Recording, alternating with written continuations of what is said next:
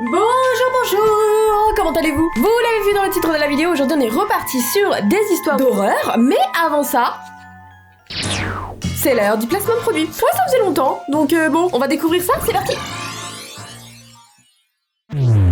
Bienvenue sur Honkai Impact 3. Ce jeu mobile et petite nouveauté disponible sur PC et surtout totalement gratuit est un action RPG dans le style manga à couper le souffle. Batailler aux commandes de magnifiques Valkyries, farouches combattantes pour contrer la menace Honkai. Chacune d'elles possède un gameplay unique. Le jeu offre un système de combat nerveux et dynamique inspiré de Bayonetta ou Devil May Cry. Mais ce n'est pas tout. L'ennui n'existe pas dans ce jeu car il existe une multitude de modes comme celui des défis, des entraînements, du mode multijoueur et celui-là vous préférez, le mode trop kawaii. Honkai Impact fête ses 2 ans cette année. Du coup, le jeu s'enrichit de nombreuses nouveautés avec notamment une nouvelle Valkyrie des plus badass. Mais c'est pas fini, un contenu DLC va arriver avec pour la première fois dans Honkai un personnage masculin ainsi que de nouveaux personnages féminins.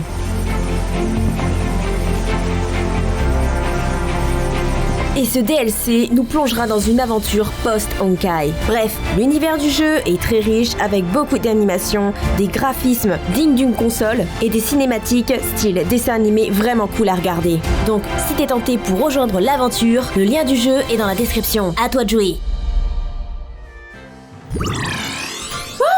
Et la vérité, j'avais déjà le jeu avant même qu'on vienne me proposer de faire une OP dessus. Donc vu que j'aimais déjà bien le jeu, je me suis dit bah oui, pourquoi pas leur proposer si j'y joue moi-même. Oui, j'ai un petit peu du mal à... Il faut que je change de chaise. Ceci dit, c'est parti pour la première histoire d'horreur.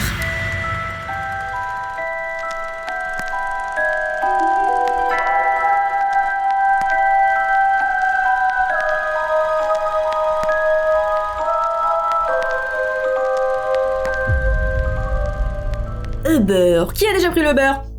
Qui a une mauvaise note sur Uber? Sachez qu'apparemment on m'a appris que j'avais une mauvaise note tout simplement parce que je parle pas et apparemment ça ne plaît pas que je ne parle pas alors que moi je mets des 5 tout le temps. Je mettrai plus de 5 maintenant. Bonjour, c'est Randall, votre chauffeur Uber. Je suis devant chez vous. Ah désolé, j'arrive tout de suite. Ma fille traîne les pieds ce soir. Vous savez à quel point les petites filles peuvent être capricieuses? Bon alors déjà ça commence très mal. Mon Uber me dit qu'il est devant chez moi. Qu'est-ce que je fais? Je sors et j'y vais. Voilà, je lui raconte pas ma vie. Pas de soucis. Prenez votre temps. Je tapote des doigts sur le volant en attendant. Ok, on est à la place du chauffeur. Quelques minutes plus tard, une femme ouvre la porte de la voiture. Elle porte une jeune fille à la hanche, enfouie dans un manteau dont la capuche lui masque le visage. Vous êtes là pour Rita? Oui, c'est bien moi. Nous sommes désolés de vous avoir fait attendre, hein. Il n'y a pas de quoi, hein. Veuillez juste attacher vos ceintures. Rita les attache toutes les deux. Bon, changement de programme. Je voudrais faire quelques arrêts. D'abord au cimetière de Washington, s'il vous plaît. Cimetière?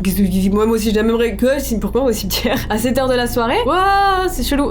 D'accord. Je jette un œil à mon rétroviseur intérieur. Rita regarde par la fenêtre avec un regard noir. Tout va bien? On parle pas assez de ça, je trouve. Oui. Ces chauffeurs de taxi ou Uber, hein, qui tombent sur des fous. On n'en parle pas assez souvent, je trouve. Vous aimez vos voisins, Randall? Voilà. Qu'est-ce que je dois dire? Pourquoi tu me parles de ça, en fait? Je dirais qu'ils sont sympas. Je déteste les miens. La famille Smith. Des gens odieux et stupides. J'enlève mon pied de la pédale de frein. Je mets le pied sur la pédale de frein et je lui dis casse-toi, bonne femme. Quelque chose s'est passé? Oh oui, quelque chose s'est passé. Sabrina était chez eux l'an dernier. Leur fils Billy l'a poussée du haut de l'aire de jeu. Elle a failli se casser le cou. Oh, désolée d'apprendre ça. J'ai réussi à la sauver juste à temps. Une petite voix émerge du siège arrière. Je déteste Billy Smith, Miss Smith. J'arrive pas à lire. J'espère que quelqu'un le poussera du haut d'une aire de jeu. Rita répond en riant. Avec un peu de chance. Cette conversation me turlupine. Wow, turlupine, ça fait longtemps que j'avais pas entendu ce mot. Sabrina a l'air si petite. Elle ne doit pas avoir plus de 6 ans. Ça ne me semble pas très approprié de parler comme ça. Alors chelou la mère. Madame Smith, laisse Billy faire tout ce qu'il veut. Je ne veux pas que ma Sabrina fréquente ce genre d'imbécile. Sabrina s'exprime à nouveau. Il est venu à la maison aujourd'hui. Pas vraiment? Tout à fait, mais j'en ai chassé. À cet instant, je me sens un peu mal à l'aise, alors je décide de parler d'autre chose. Et donc, le cimetière, vous y allez voir des êtres chers? Elle est un peu con sa question quand même. Bah forcément, non? Elle va pas se promener pour y découvrir des tombes? Non, je pense pas. Oh oui, même si les morts ne nous quittent jamais complètement. Pas vrai, Sabrina? Wesh, pourquoi tu demandes ça à ta gamine de 6 ans? Non, les morts sont toujours avec nous. Je suis de plus en plus mal à l'aise, ça me fait carrément peur. Lorsque je m'arrête au cimetière, Rita sort avec Sabrina attachée à sa hanche. Pourquoi sa fille elle est attachée à sa hanche? J'arrive pas à imaginer la scène en fait. Bon, à tout de suite. Je les regarde s'éloigner. Mais mec, va-t'en! Rita revient un quart d'heure plus tard, Sabrina est invisible. Harry Potter, tu as donné ta carte d'invisibilité? Rita sursaute tout en rigolant. Oh, ouais, je l'avais la tête. Je suis du genre à oublier ma propre tête si elle n'était pas attachée à mon cou. Vraiment. Choquée, je l'observe retourner en courant dans l'obscurité. Elle a oublié sa fille. Mais qu'est-ce que c'est que cette famille? Est-ce qu'elle vient juste de laisser sa fille dehors par ce froid glacial? Elle revient quelques secondes plus tard avec Sabrina dans ses bras. J'enclenche la première alors qu'elles remontent toutes les deux dans la voiture. Bon, étape suivante. L'épicerie, la plus proche s'il vous plaît. C'est parti. Quel genre de friandises on achète, Sabrina? Du chocolat. Plein de chocolat. Bien vu! Vous savez qui raffole de chocolat? Billy Smith. Mais il n'en aura pas un seul, pas vrai? Sabrina a un petit rire sardonique. Non, pas de chocolat pour Billy. Qu'est-ce que c'est que cette famille, s'il vous plaît? Laissez-moi partir. Je m'arrête rapidement à la première supérette venue. Rita sort immédiatement de la voiture. Avant de s'éloigner, elle se penche au travers de la fenêtre arrière ouverte. Tu te souviens de ce que maman a dit? Interdit de parler aux inconnus. Je trouve la remarque déplacée. C'est pas très gentil, ok. Et je commence à me demander si je devrais pas appeler la police. Et si Sabrina avait besoin de mon aide. Je respire profondément et adoucis ma voix. Tout va bien là derrière, Sabrina? Pas de réponse. Tu dois être fatiguée. À cette heure-là, même moi je suis déjà couchée. Pas de réponse. J'imagine tellement la gamine te regarder derrière comme ça.